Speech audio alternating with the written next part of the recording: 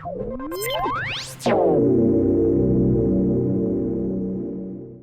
good evening, and welcome. My name is Paul.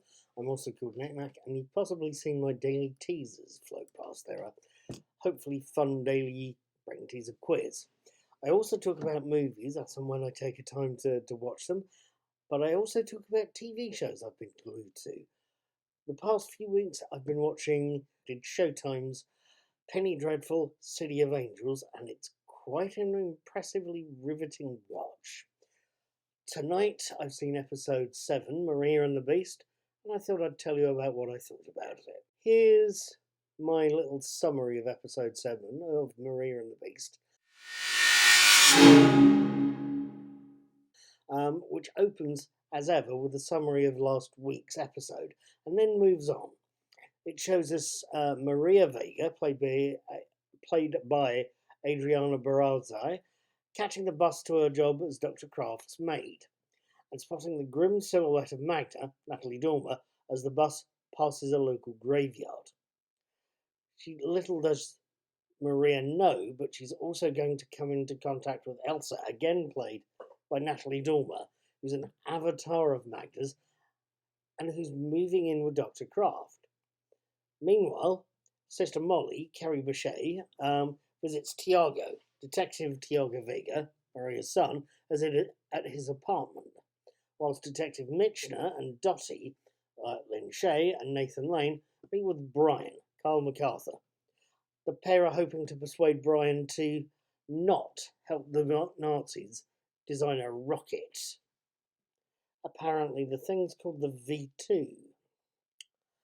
Later that night, Maria has an argument with her daughter Josefina, Maria Garzai, as Jessica seems to be abandoning the family's traditional faith. It's only when Josefina walks out that Maria decides she needs some help from none less than Santa Muerte. Let's just say Maria gets more than she bargains for with that little ritual. It's also late that night that Detective Louis Michener calls in a favour from Tiago, his partner. Louis needs the help of a less supernatural kind, and the pair go Nazi hunting.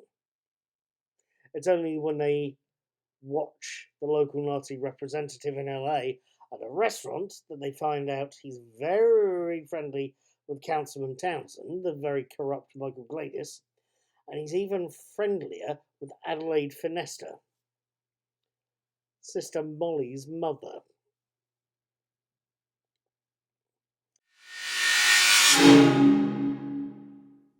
Now, you'll excuse me for rushing, I hope. I've had a very long sat down and I really want to go to bed just so I can get up in the morning and have a walk round.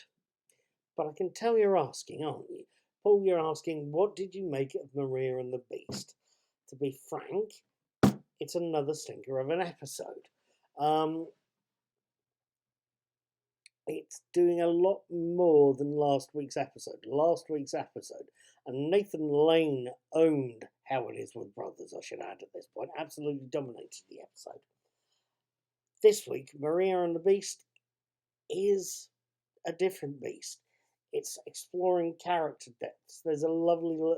It's focusing on Maria Vega, on the Adriana Barraza character. And it's following her through her day. It's seeing her have a very friendly conversation with Dr. Kraft, the Rory Kinnear character. It sees her dealing with each of her children in various different ways. With Josefina, with Raul, the older brother that's still at home. It sees her putting in some work, actually. She really does well with the episode. Lane makes the most of his scenes in this episode. That's my phone beeping.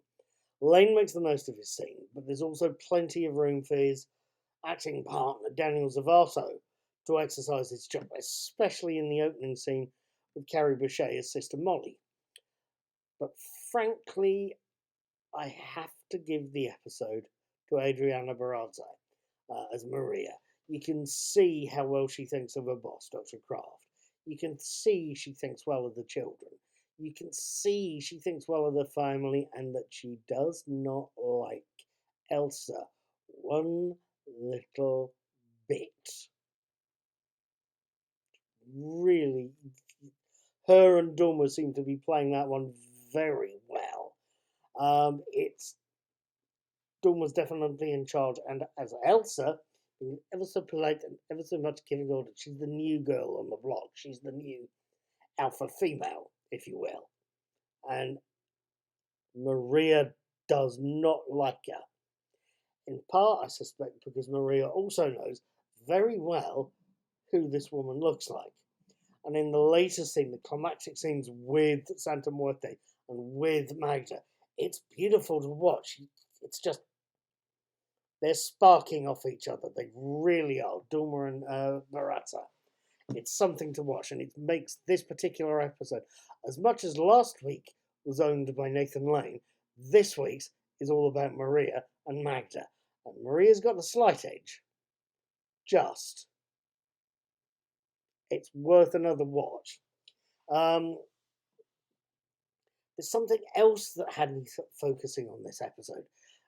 I usually don't talk about a show's soundtrack. It's background music, background noise sometimes. But this episode highlighted it. The work of John Pisano, who's been composing the music for this series. And it's really quite lovely to listen to. There's sort of a restrained theme for Maria. There's a menacing tones for Magda, and a slightly similar one for Elsa. They are, after all, aspects of the same person, but it's beautifully done. There's even a few scenes that are, I don't know if Joe Pisano's based them on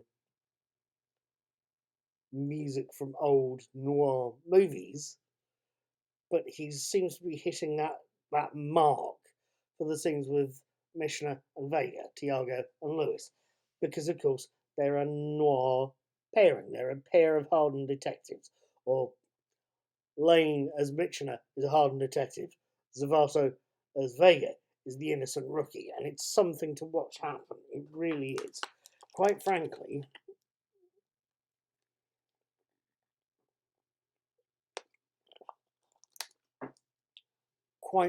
between a very good ensemble cast and some superb writing and some superb music, I don't know about you, but I'm coming back next week. At any rate, thank you for watching this little lot. Please feel free to hit subscribe if you like the way I'm discussing this show, and please feel free to hit the like button. The like button, those ones, the thumbs up ones. Have a good evening. I'll wish you a good night. Take care. Look after yourself.